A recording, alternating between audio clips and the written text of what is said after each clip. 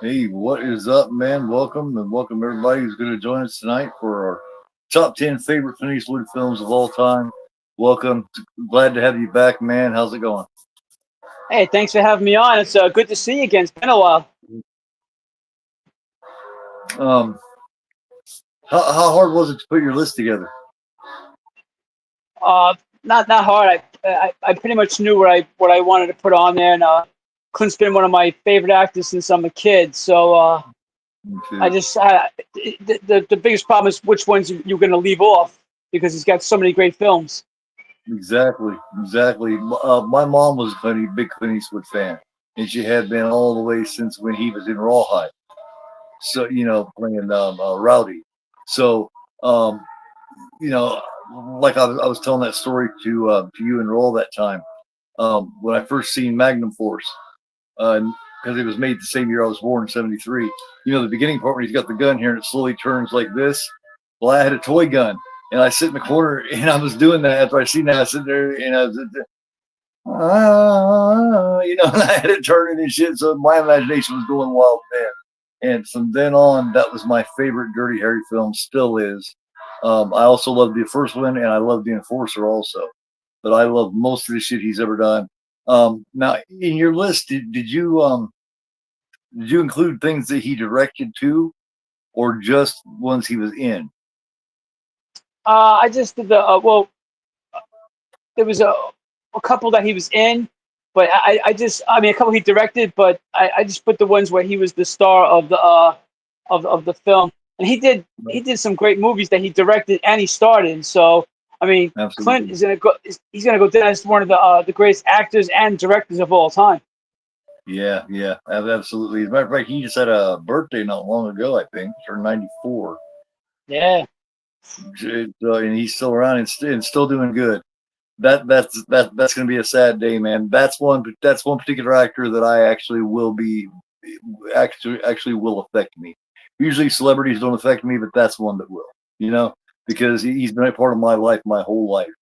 A lot of my picks may not be a lot of what a lot of people would pick, but a lot of mine have to do with nostalgia. Clint to me is all about nostalgia. Um, but that's the beauty about putting a list together. It's what it means to you.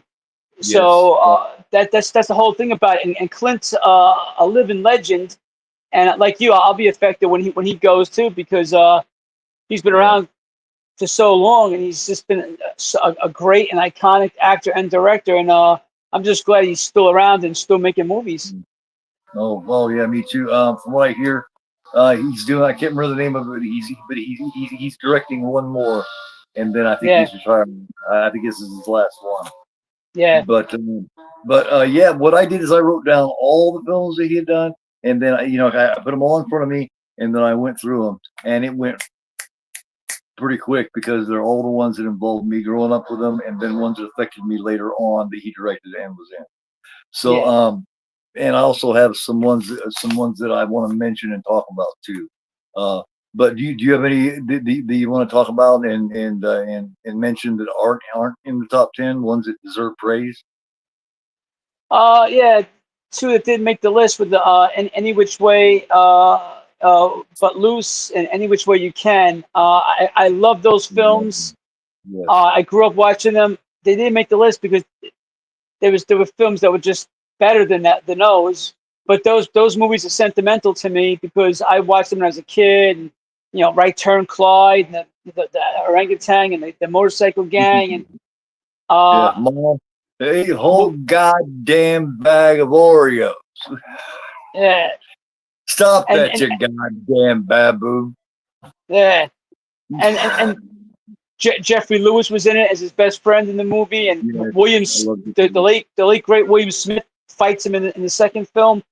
Oh So yeah, yeah, so those two, I felt bad, but in a top 10, you can only put the what right. you think is the elite. Yeah.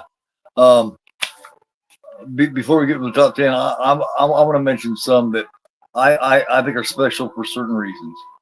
First of all, the Bridgens of Madison County that he did with Meryl Streep. Totally different than anything he'd ever done. And it was also directed by Wes Craven, which is interesting. Um, City Heat. with Burt Yeah. Reynolds. The only time they ever teamed up together. That was special. I seen that at the theater. And you can't forget fucking Space Cowboys with all those legends, Donald Sutherland, fucking James Garner, fucking Tommy Lee Jones. You know what I mean? All them together was just magic. It was also a great film. But I just wanted to mention those before we got into it. All right. That was good. Just like before, we'll take turns. We'll start at number 10. So I guess go ahead and give me your number 10 and talk about it and what it means to you and whatever, man.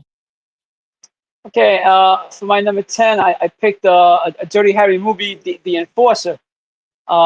It's one of my favorite ones as a kid. I remember watching that, and that's where he teams up with Tyne Daly from Cagney and Lacey, and Absolutely. they go against the terrorists that kidnapped the mayor, and it's a great storyline to it, and I just remember that's one of my childhood favorites. I just remember that, and I remember I was shocked by the ending when Tyne Daly was killed off, and that kind of I felt bad for that because you liked her. She worked hard the whole movie to get Clint's respect, and then Clint felt close to her, and then she gets Yeah.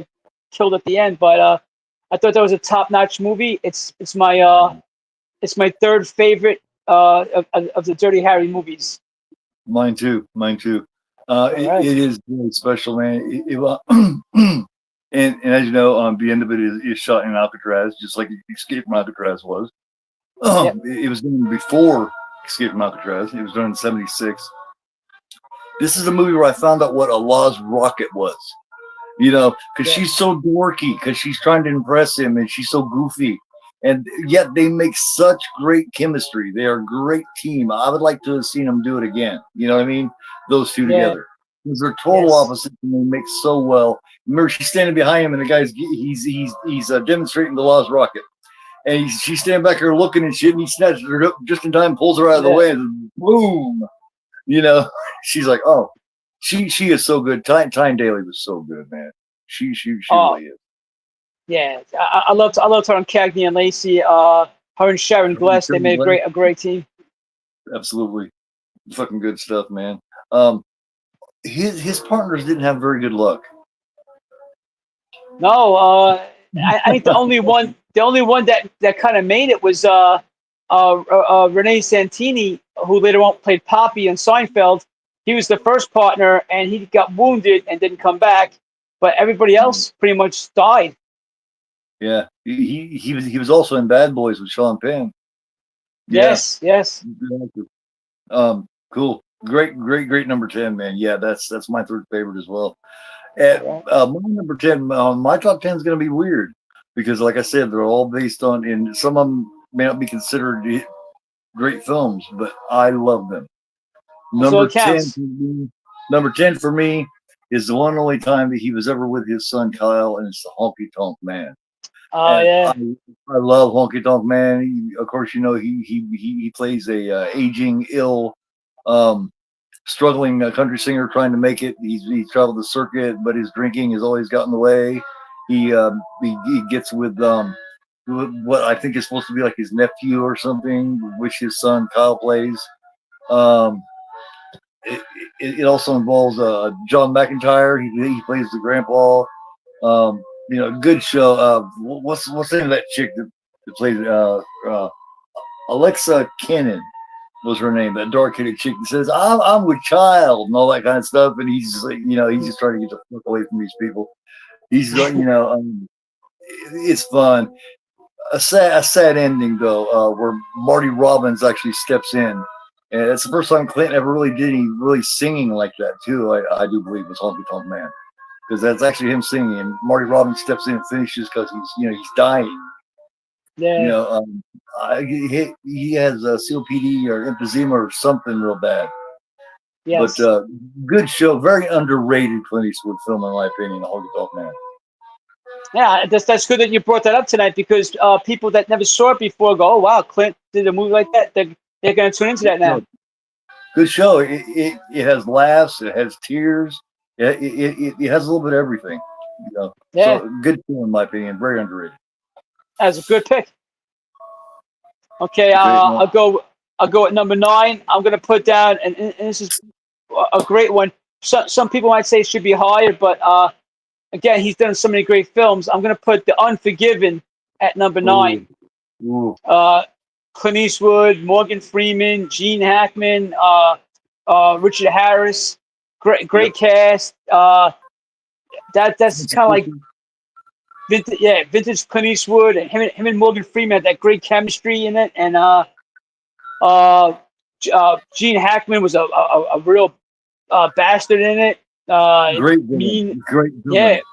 a great actor. So I know it probably should be a little bit higher, but for me, I'm going to put that in there at number 9. Yeah. He stepped back into the Western one last time, and that was the last one that he ever did. He said it was going to be his last one. I do believe. Yes, I do believe that was the one where he won his very first Best Picture Oscar, or I, I, in Best Director. I think that's when he finally won his Oscar. yeah. And it's a great show. It's a great show. Like I said, Gene Hackman steals the show, man. Gene Hackman is a fucking bastard in that. Oh yeah, he And was horrible. Yeah. great actor, great actor. Retired. He's in his 90s also, and he's still alive. Um, don't even really look like himself anymore. He's gotten real thin. He kind of drives a pickup truck around. He lives somewhere out in Arizona or something. But he's retired, just living a regular life now. Yeah, I mean, he paid his dues, so it's good that he's still around, though. He walked away when he knew he needed to walk away, man. He had done it all twice, you know. Oh yeah, he was in so many great films. Oh, he's just a great fucking actor. One of my favorite films he's a star of it. That's Hoosiers. He's fantastic, and it's just a great Yeah, show.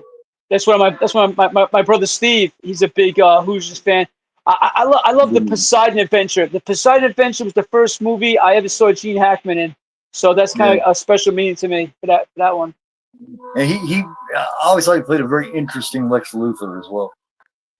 Yeah, he was very good and as Lex Luthor. I thought he was fantastic. And people don't talk too much about his character, because they talk about these other bad guys that were top notch too. But Yeah, Gene Hackman, he was funny as yeah, Lex Luthor, and he could be menacing and sneaky. yeah. Oh, very sneaky, very shady, very calculating, but always with that hint of it's the only Lex Luger that or Lex Luthor that has that wacky, that slapstickness to him. Him and Ned Beatty are just, you know what I mean? Oh, They're Ned Beatty, another great actor. yeah, nice pick. All right, my number 9 is one a lot of people haven't heard of, believe it or not. It's a great fucking show. It co-stars Laura Dern, um, Kevin Costner. It's a Perfect World, That's a great one. a different Eastwood film. And for anybody who doesn't know, basically the synopsis is Kevin Costner and another dude are in prison, and they escape, and they go and they just for they go to get another car, and they kidnap this little boy and take him with them. Well, the dude that's with him, he's kind of a weird pervert. Well, Kevin Costner's not, and him and the little boy kind of build up a relationship. Well, where Clint Eastwood comes in, Clint Eastwood is like a marshal or something, right? Something like that. He's an aging marshal type thing. And Laura Yes. Dern, she's great too. I think Laura Dern's underrated as well. Oh Um, yeah. she works for like the FBI, and they're looking to get this little boy. And Clint's the one that's figuring out that he's not abusing this little boy or mean to this little boy. They're actually, he's actually the little boy choosing to stay with him.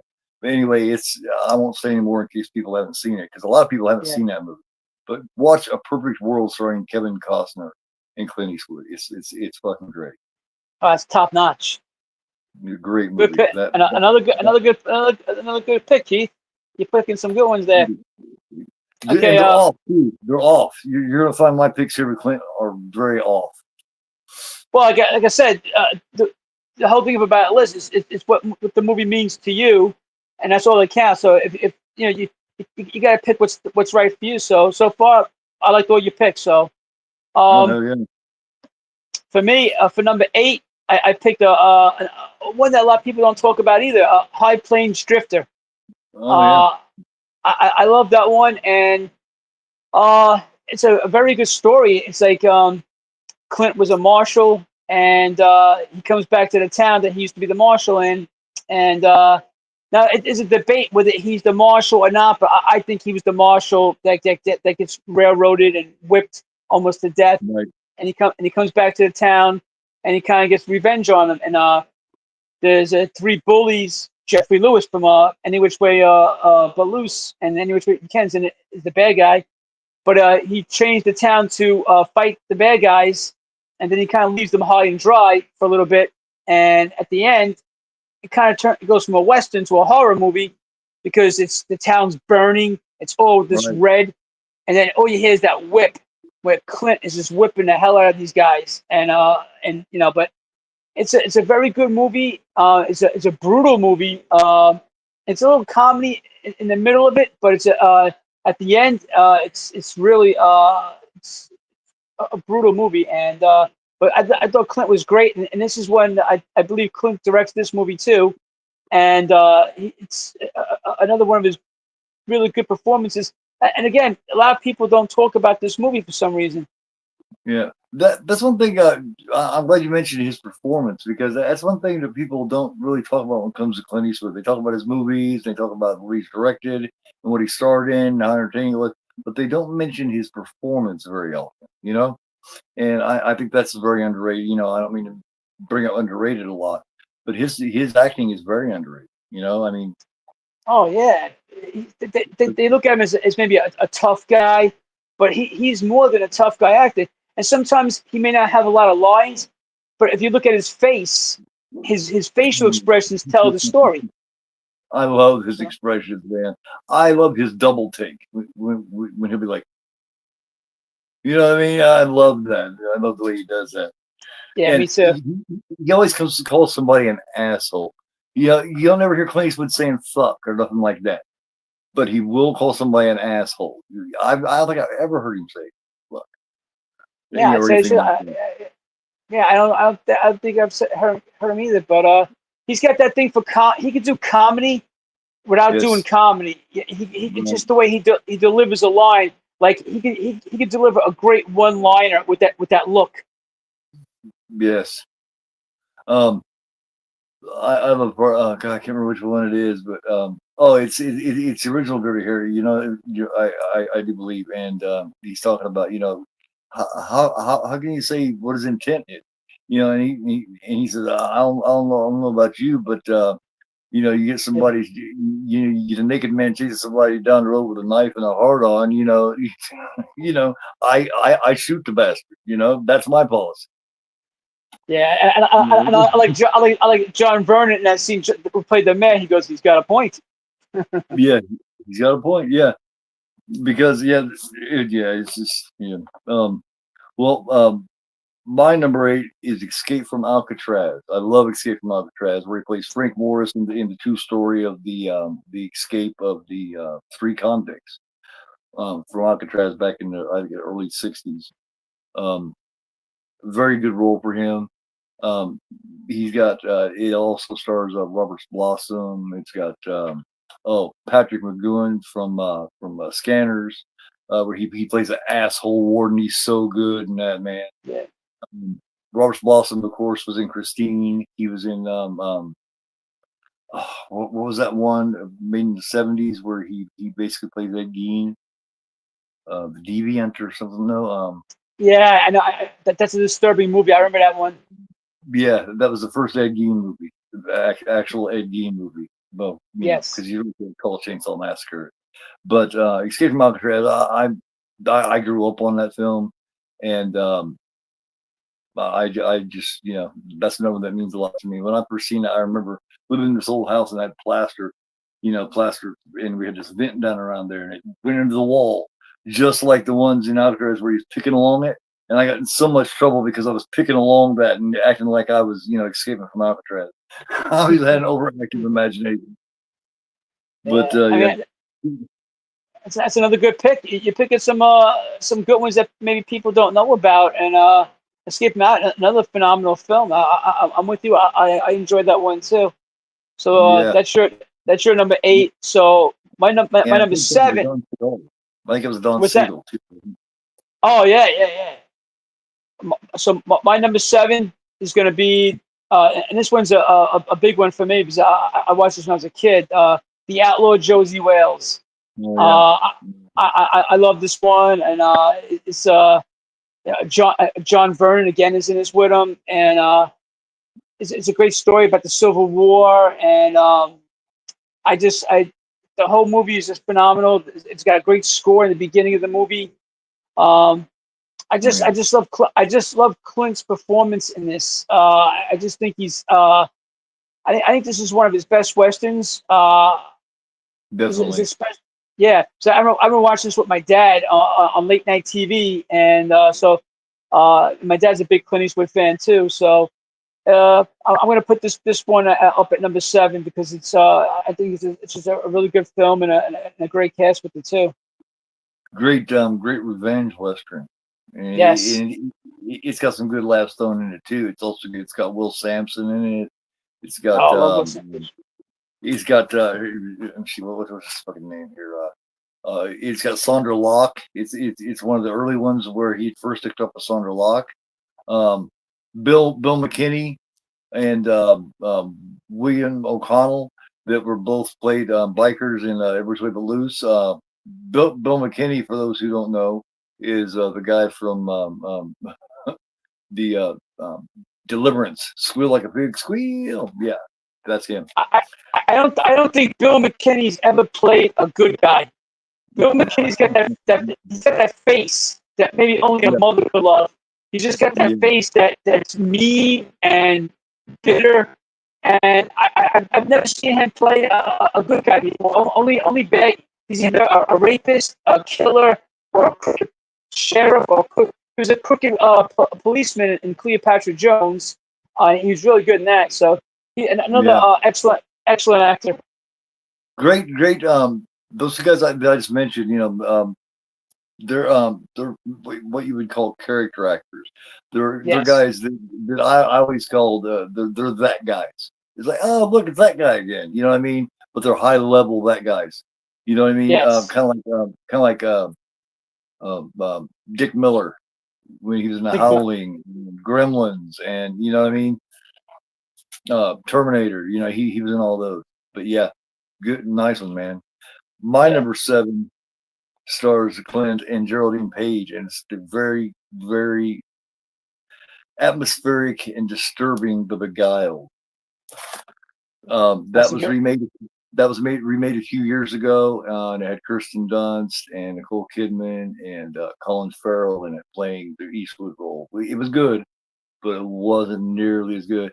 And there's one particular scene in that. Remember when he's out? Remember when they have to for people who haven't seen it, I won't say what they do, but he loses something and he wakes up and he is just tripping. That is the best example that I could think of so far in the list of his acting ability is when he just trips the fuck out, man. You know, when he realizes something that he doesn't have anymore. Yeah. And yeah, that was his first delving into that was early delving for him into more of a thriller or horror type aspect because basically what it is, guys, is it's Civil War and he ends up on the enemy side and um, this big old plantation house full of women take him in and nurse him back to health and he starts playing them and he's because back then Clint was quite suave and good looking and had his way with the ladies. Well, they all wanted him was the problem, and he was trying to have all of them and have his cake and eat it too, and it doesn't work out very good for him. I'll put it that way. But a great Yeah. show. Watch The Beguile. And another one that a lot of people don't talk about or know of. Geraldine Page, she was in Hondo with John Wayne. She's a very good actress too. So it's good that you mentioned that movie. Um, That's a my number creepy movie. yeah, my number six is going to be one of my favorites again. Hang 'em High. Oh yeah, I love that one. It's another childhood favorite of mine, and also Alan Hale Jr., the skipper, is in this movie too. So it's It's a big thing Yeah. for me. I'm a big Gil Gonzalez fan, but Clint Eastwood plays a man who's wrongly hanged, and he's got this big scar on his neck, and he becomes a marshal, and he goes after all the guys that hung him, and I like when he finds them, he pulls his collar down, and he goes, "When you hang him, man, you better look him in the eye." He's got that big jagged scar on his neck, and Mhm. that's this is like Clint, but he's really just pissed off, mean. And also Pat Hingle is in this one. He plays the judge. Many Right. people know Pat Hingle as Commissioner Gordon in the Batman films with Michael Keaton Yeah. and Val Kilmer, George Clooney. So, but this is always a childhood favorite of mine, and I just love it. It's a so I'm gonna put this one at my number 6. Hang 'em high. Excellent. Yeah. Yeah. That's a good one. This is during a point in time where he was making a lot of good ones, man, throughout the 70s and, going into the early 80s. You get the High Plains Drifter, earlier on you had Joe Kidd, and then you had the Outlaw Josie Wales, and then, you had Pale Rider, you know what I mean? He had a slew of them. He had a hell of a streak going with these. Um, well, my number 6, we already talked about it's the first time that we crossed over. My number 6 is the Outlaw Josie Wales. We've already talked about it. And like I said, Will Sampson, those of you who don't know who he is, he was in Poltergeist 2. He was also in White Buffalo, which is one of my favorite Bronson Mine movies. too. Um, he's the big Indian guy. He was also in One Flew Over the Cuckoo's Nest. Chief. Um, so, um, yeah, I love his role in White Buffalo, where he has to, he gives up his feathers and shit because he plays Crazy Horse, which is a high-ranking motherfucker. But since the White Buffalo killed his kid, he doesn't feel he's worthy of it until he gets vengeance on it. And I love that. Yeah, I think it's a great story. It's a very unique story told for Crazy Horse and Bill Hickok involving this White Buffalo. I thought it was brilliantly put together. But we're talking about Oh, Eastwood. I'm getting carried away because I love White Buffalo so much. well, Um, yeah, and also Clint Walker's in it too from Cheyenne. Clint Walker. That's a great film, a great cast, and it's almost like a horror movie at times. it is, and so well done because of course, they didn't have a white buffalo. They're very rare, and that's why the whole point of why they was trying to hunt them because their hides and shit were valuable.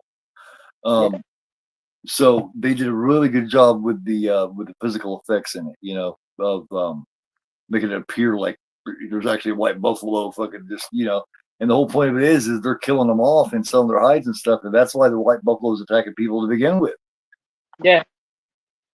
But yeah, the Outlaw Joseph Wales, that I think is definitely top notch western for him. It's a great revenge film. So So that's not so that's the first one. Me and you we agreed on that one, so that's good. it's the first Um, time that we crossed over, actually. Yeah. yeah. So number 5 for me is another one. I mean, all these of course my favorites. Number 5 I'm picking is a Fistful of Dollars. Sergio Leone classic. This is the first of the spaghetti western trilogy that Clint did with Sergio Leone, and this a great score and a great story about Clint. He comes in, turns, he's playing both sides of these two rival fractions of forces in a small like ghost town, and he's playing both sides against each other so he can become rich. And Right. yeah, and it kind of backfires him towards the end, but he does get his revenge, and it's the famous scene where he puts on the metal armor, and it's like a bulletproof vest, and he's getting shot, and he keeps getting back up again. That's a great scene in the movie, but A Fistful of Dollars is my number 5. I absolutely love this movie. Yes. Yeah. It is good. I would ask you what your favorite of the trilogy is, but we're not done with the countdown yet, so I won't. Yeah, Um. you'll find out.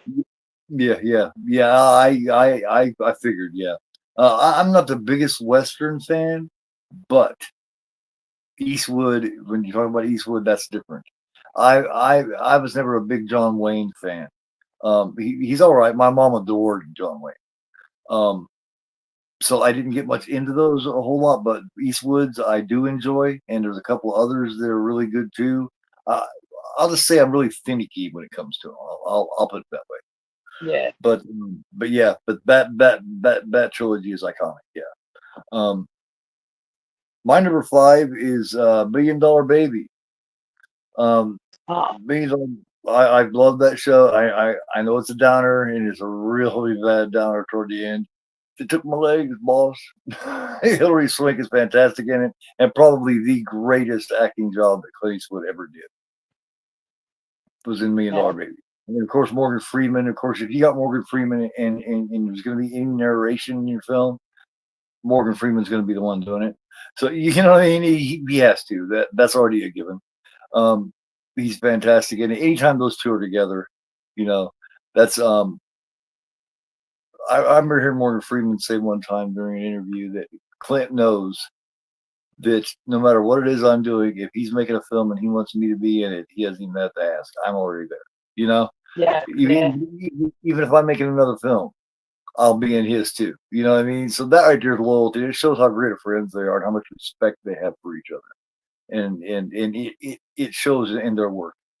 Clint Eastwood also won the best film and best director for this. Hilary Swank won best actress. Clint was nominated for the best actor, but didn't win it. I wish he would have. I really wish he Yeah. would have won this one. He deserves it. That's one that's eluded him, and I really wanted it for him. So that was a bit of a downer. I think he should have, just simply because he's more than Yeah. earned it. Oh yeah. But yeah, Definitely. great show. Don't It's very inspiring throughout a lot of it. A lot of it will give you a Rocky vibe, except for the end.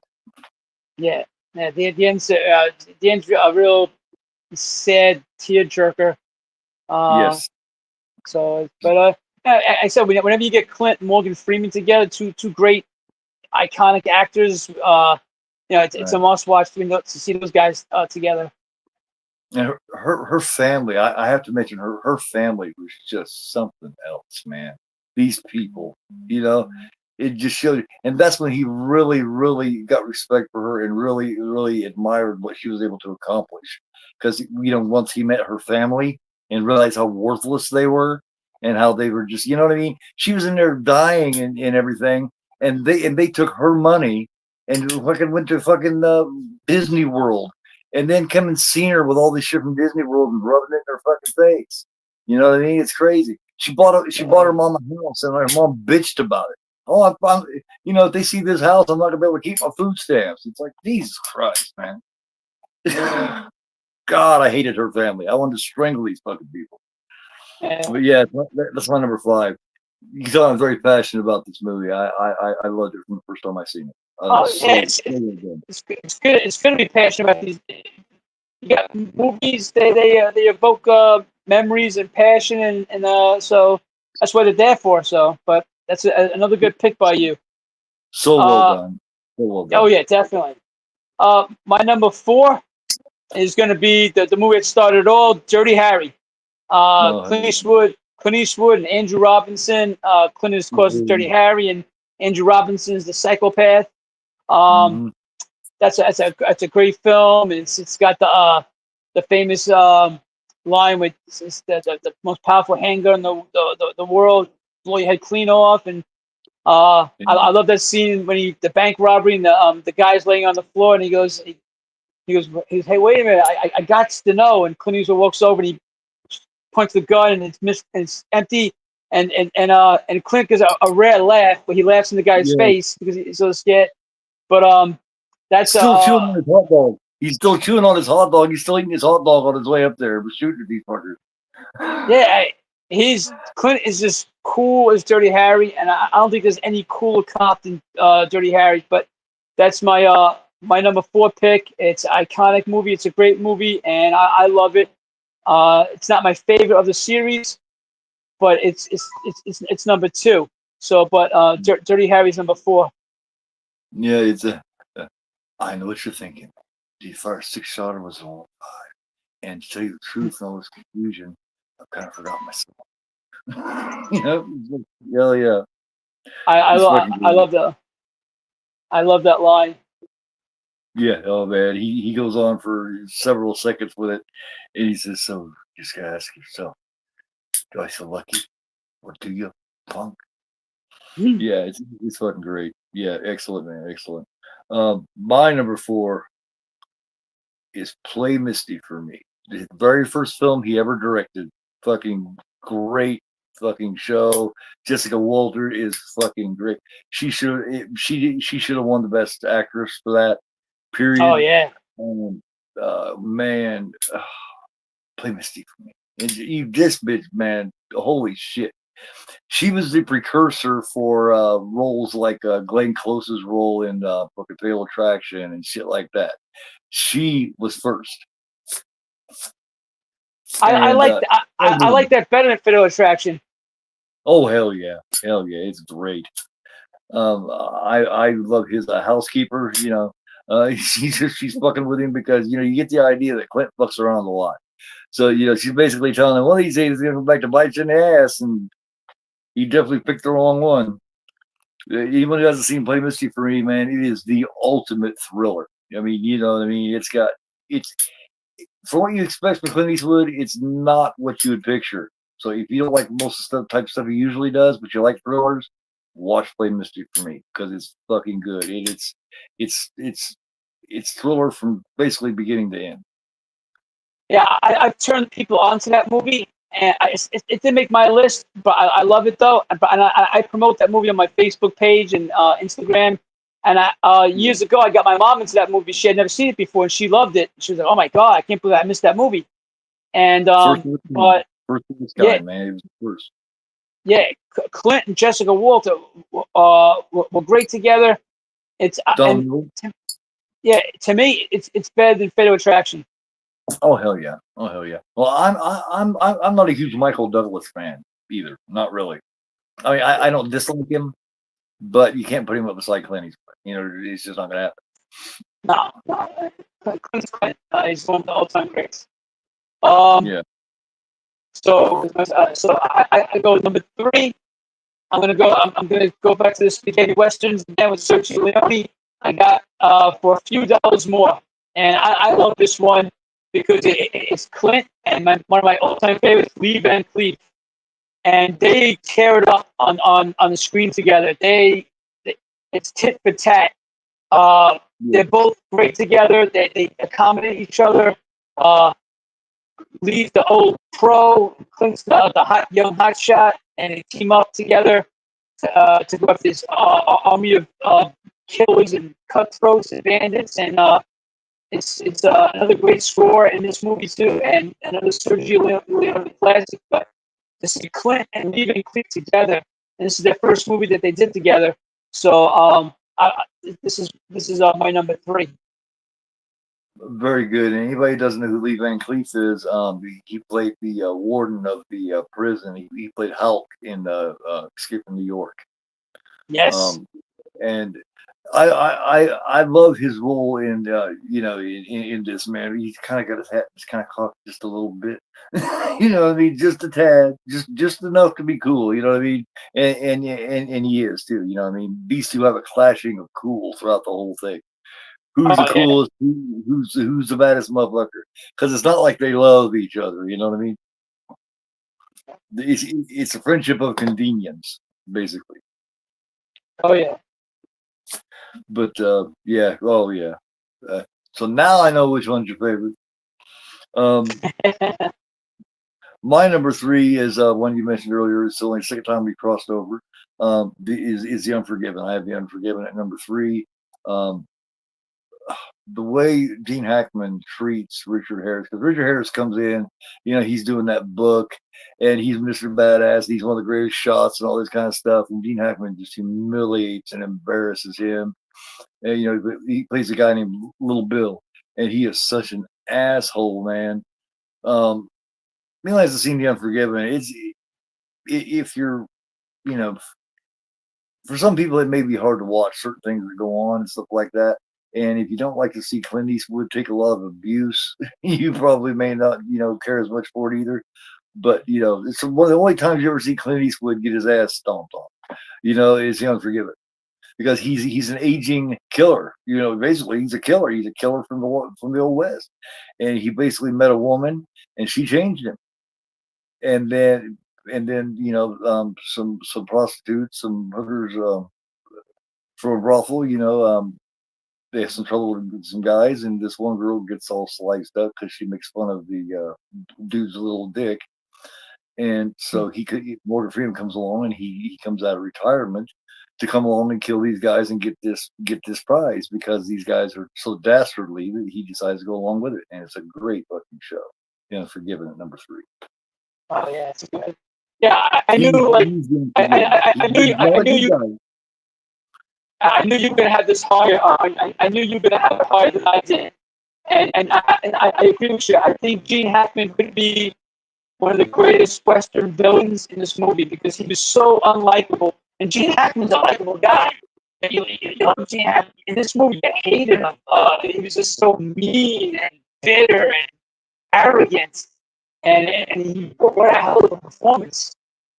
He didn't know who he was fucking with, though. You know what I mean? And he embarrassed Eastwood just like he did Harris, even fucking worse. But when they fucking did what they did to his friend, that was it. That was all. Yeah, that was brutal, a brutal movie, but a great movie. And it shows the full transformation of his character. You hear about him being a bad guy, so you picture what he did in the past. He was fucking evil, is what he was. And then he turns this nice guy, and he's too nice, and then he ends up getting sick, and then he gets beaten, and then what happens with Morgan Freeman brings back that evil in him. Because make no mistake about it, guys, The Unforgiven, Clint Eastwood's not a nice guy. He's not a good guy. He's no hero in that fucking movie. Oh. And Gene Hackman brings back that bloodthirsty fucking killer in him, and he wishes he hadn't. Oh yeah, that's a great pick. Both two of us get outlaw Josie Wales, The Unforgiven, so we crossed over twice. That's good. Okay, for my number 2, and I know you're gonna agree with me this too. We both my favorite Dirty Harry movie, Magnum Force. And I know that we discussed that before, but Magnum Force, I love this movie. I love the cast, Hal Holbrook, David Soul, Robert Urich. It's just yeah, and it's just I'm trying to think of his name. All of a sudden, I can't think of his name. Mitchell Ryan is in this. Another fine actor. And the score, like you said, the beginning of the movie with the gun, and it slowly turns. Yeah, that score, and that's by Lalo Schifrin, who's still alive. He's in his 90s too. That guy also did the score for Enter the Dragon. So he's got Enter the Dragon and Magnum Force under his belt for scores. But this is my favorite Dirty Harry movie. I love the ending when he's going against the motorcycle cops, and then you find out how Holbrook is dirty. He's not dirty, but he's a head of vigilante squad. But I just love this movie. There's a lot of violence in it, of course. This is a top-notch Clint Eastwood film, and it'll always be my favorite Dirty Harry film. Yeah, it's got, like I said, like you saying, it's got a very young cast. It's also got Hal Holbrook, which plays a fucking bad guy for a very rare occasion for him to play that kind of a bad guy. It also, this is the first film. This is the second Dirty Harry film. So it's the first one that gives you an idea of why Dirty Harry is who and how he is. It never tells you everything about his wife or what happened in all this, but you get an idea that he lost his wife. She's dead. I love how they hint little shit. They tell you just enough for you to use your imagination. But this is how he became Dirty Harry. It's how he became a little harder. But these cops, and these killer cops, are even too hard for him because they're killing. You know what I mean? He likes to at least give them a chance. They're not even doing that. I like when they try to recruit him, and he's like, "Look, basically like, look, you guys are doing this shit wrong. You guys are even too fucked up for me, which which is bad. But yeah, absolutely, absolutely, my favorite Dirty Harry. It has the highest rewatchability factor, and to me, the Oh, rewatchability factor is really important. I'm with They you all on do, that one. they Yes. all do, but that one really does. The pacing Yes. in it has the best pacing of any of the Dirty Harry films. Hey, it's Oh shit! Well, guys, I lost him. Um, Rusty, was you hearing a problem with the sound? With is his voice cracking up, or was it just me, or was it just on my end? There he is. He's back.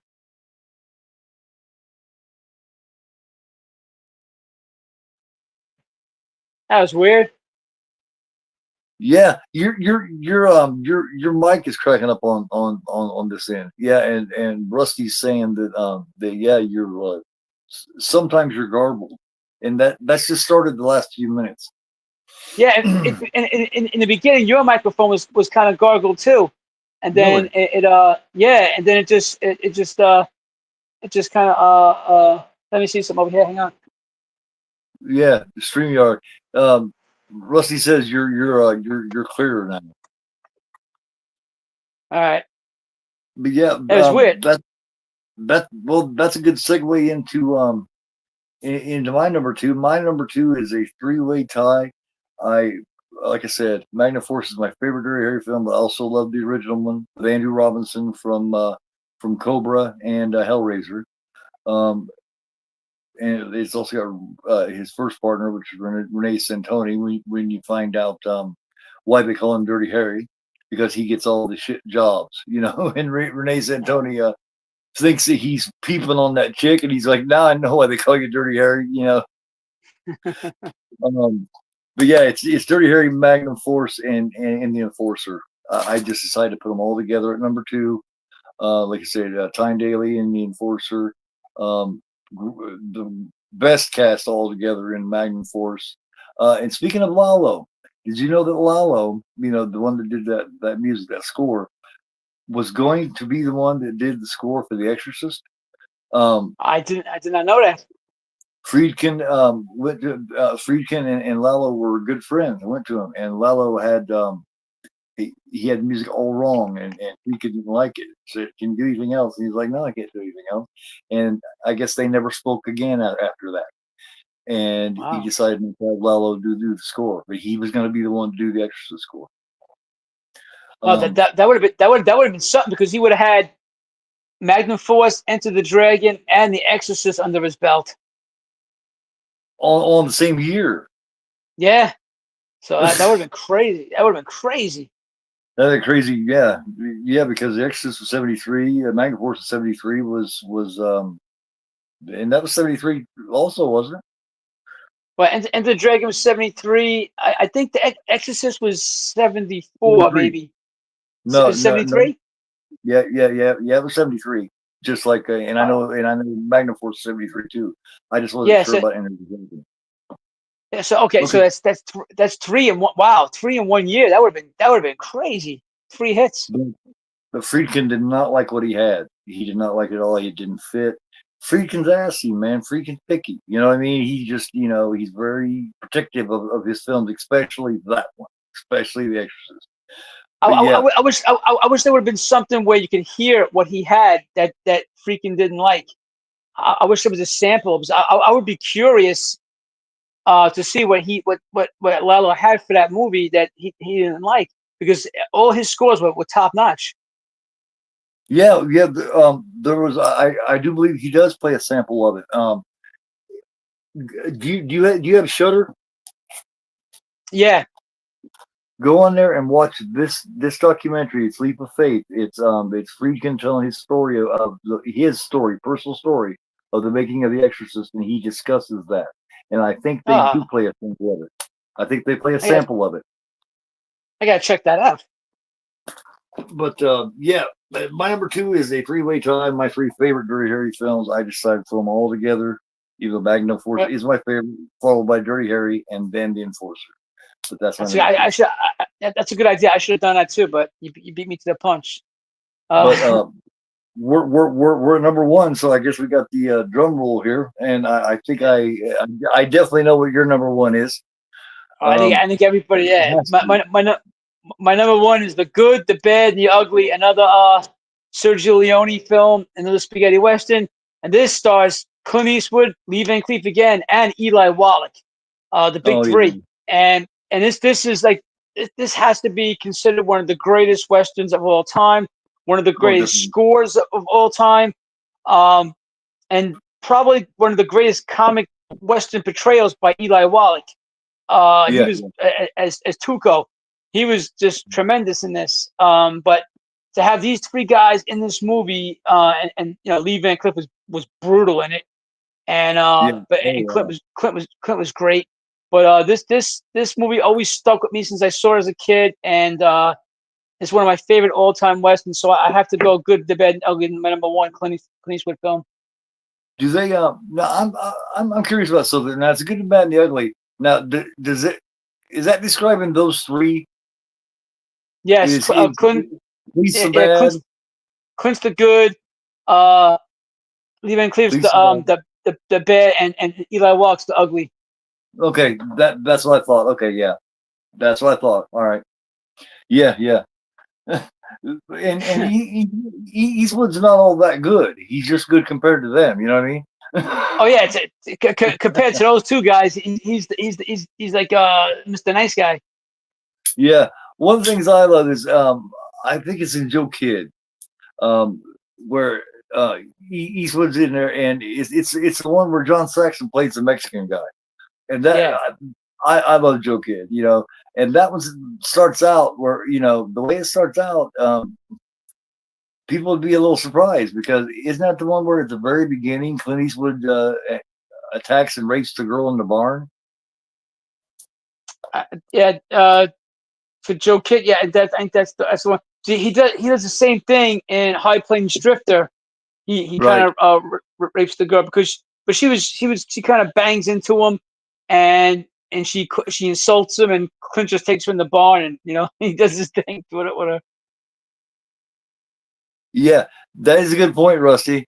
Says always been funny to me that they call it the Man with No Name trilogy when his name is known. His name is Blondie. Yeah, true, Yeah, true, true. it's a good point. But Good point. um, but yeah, I hadn't really thought about that till just now. Thanks, Rusty. I hadn't really thought about that. But yeah, great pick at number one. As you know, I didn't have any of those, and just because I didn't mention them doesn't mean I don't appreciate them. I Oh yeah. appreciate so many more of his stuff, man. There's before I say this number one, let me just mention he's not in it, but I love his directing in Mystic River. I loved him in Heartbreak Ridge with Yes. with Mario Van Peebles. I met her on met her on a Wednesday. She was the best. Come Sunday, she needed rest because she didn't shave, she didn't use neat. Tried to use my face as a bicycle seat. um, do you remember when they're on the bus together? Him and Mario Van Peebles, and Yes. Mario Van Peebles is just driving me fucking crazy. He's pissing him off, and he's telling him jokes, and he's like, "You know what's blah blah blah blah." And finally, Glazer looks at him and he says, "Do you know what's going to be black and bleeding if it doesn't shut its hole?" That's That's a good there's one. also a movie that not many people know about at all. It's an early Eastwood film, and goddamn, who is it that's in that? I can't remember. It's a goddamn. It's right at the tip of my tongue, but it's a movie called Breezy, and that's also an Eastwood film. It's made in 1973, the same year that he made. No, 2 years after he made Play Misty with Me.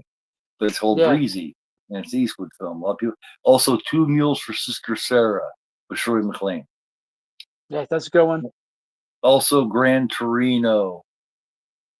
A lot of people bitch about this in this day and age. Everybody wants to bitch about every little thing. Oh, that movie's racist. No, his character was racist. The whole point of that movie is to watch his transition from being a closed-minded, racist old fool into opening up his mind and learning to appreciate the people around him, and then becoming friends with the with the Oriental people next door. That's what that's supposed to all be about. Because he gives his life for Yes. that kid. Yes. Yeah, he does. Great fucking show. He gives his life for that kid. You know, so he obviously learned where he was wrong. There's a funny part of that movie I think is great. It's when his son and his daughter-in-law come over and they're giving him gifts, and they piss him off because they give him that phone with the numbers that are really big, and he gets fucking pissed off, and it cuts scenes, and next thing you see is he's chasing them out of the house, he's throwing them out of the house, they're running to get in the car. Dad, I didn't mean nothing by it. Yes, oh man, because they were just after his shit. That's all there was to it. But after all that, my number one is Every Which Way But Loose. I fucking love Every Which Way But Loose. Man, I know it might be a strange number one in most people's books, but to me, like I say, it's all about nostalgia. I love Every Which Way But Loose. Jeffrey Lewis, which I come to find out I didn't know for years, is the father of Juliette Lewis. Yeah, it's fun. I did not know that. Ruth Gordon in it is absolutely fantastic. The biker gang are second to none. All those guys. Sandra Locke is Lynn Halsey Taylor, thinking she can sing, and she absolutely sucks. She just now why he had her sing in those movies is beyond me. She wasn't a good singer. Yes. A very young Beverly D'Angelo as Echo. Yes. Huh? Echo. I always liked her. Yeah. And the only thing I remember her doing before this was the Sentinel, which is a really trippy role for her. But yeah, my number one is Every Which Way But Loose, man. I just fucking love it. This is like I say, it's fun. It's got another underrated one. A lot of people think it's fucking goofy. I don't. I think he had played a lot of serious shit. He wanted to have fun, and he did. Yeah, well, your list was definitely unique. You picked some ones that maybe some people wouldn't like to Beguiled, but one movie I left off that I wish I would have put on was Thunderbolt and Lightfoot with Clint Eastwood and Jeff Bridges, young Jeff Bridges. That's a phenomenal movie, and I wanted to put that on there. And I might have put it on if I would have done what you did and put the three Dirty Harry movies together, or put the spaghetti trilogy together. I didn't think of doing that. I just put them all single. But I would have put that movie on. It's a really good movie, and Thunderbolt Life and stars a young Jeff Bridges who's very good in it too. Right. There's another thriller too that we haven't mentioned too. That's a really weird thriller where you wonder throughout it if he is a maniac. Tightrope. Oh yeah, that's a good. There's The Gauntlet, Coogan's Bluff, The Iger Sanction with him, George Kennedy, and you know what I mean. So many good ones, man. Blood Work with him and Jeff Daniels. There's just so many great films, man. That he has done throughout, his career. It's just unbelievable. Like I said, I couldn't not mention Space Cowboys with the other legends going over. And I'm glad they got a chance to do that because, as we know, Donald Sutherland's gone now. Yeah. He had a chance to do one movie with Burt Reynolds, City Heat. Not a really great show, but at least they got to do this together. And Bridges of Madison County, like I said, which is a strange direction, a strange movie for Wes Craven to direct. Because it's a love story, but I fucking like it. It's just he's done just about everything that a man could do. The only thing he hasn't done, which I wish he could have done, and maybe he will, maybe he'll get this one last chance to win that Best Actor's Oscar. But I think he's done acting. I think that Crime Macho was his last acting. Yeah, I mean, he's been around for so long. Started off with the Rawhide, a couple of sci-fi movies that he was in, small parts. But like your mom, yeah, like your mom. My mom was a big Rawhide fan too, Rowdy Yates, and so I mean, I think guys our age, we all grew up watching Clint Yeah. Eastwood, and I mean, and he's been on so long. He's so iconic, and his resume speaks for itself. Whether you go his acting or his directing, or when he did both together, I mean, I can't, you can't give this man enough praise. He's a living legend, and he's a national treasure.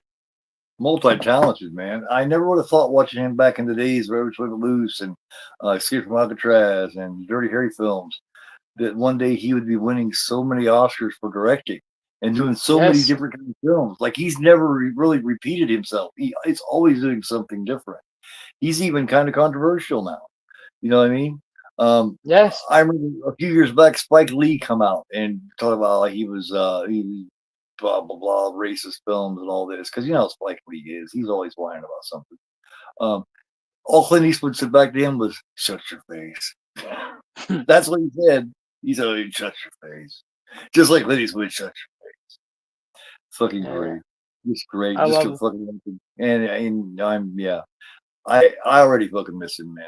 Because you know, not many people get to be the age he is, and I don't want him to retire because I know what happens when older people that's worked their whole life and they get really old and they retire. I know what happens, and I don't want that to happen. Working like Yeah, that gives them something to do and keeps them going. And he spawned off. You know, Kyle could have been a good actor, but for some reason he didn't do it. You got what's his name? Scott Eastwood. He's done some stuff. His daughter's a really good director and screenwriter. yes. So, um, but yeah, great countdown, man. Great countdown. Well, it was a good idea that you had to do this. So it was your idea. So that was. I thank you for including me in this. Oh hell yeah! Thanks for joining, man. I much appreciate it. Anytime. Yeah, I'm glad to see that you're still doing stuff, even though you're not still with the same gig you was before.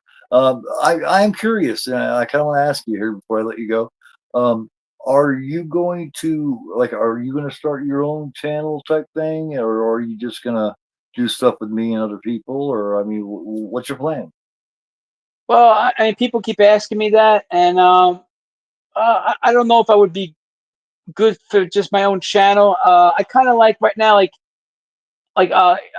Martin from the Trash Picture Show. I go on his channel every once in a while. We do specials, and then of course I'll work with you anytime.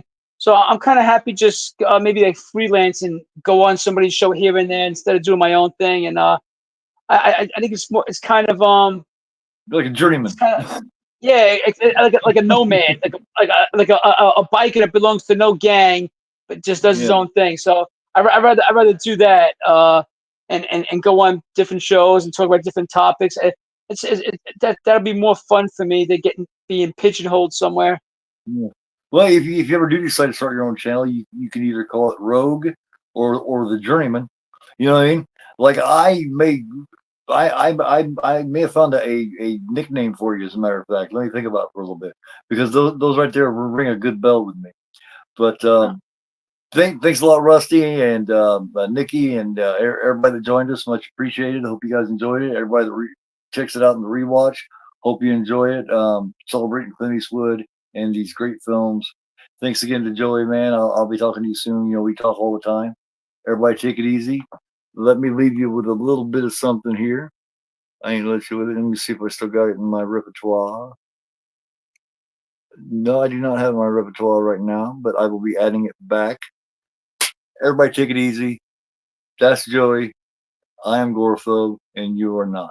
Take it easy, everybody. Much love.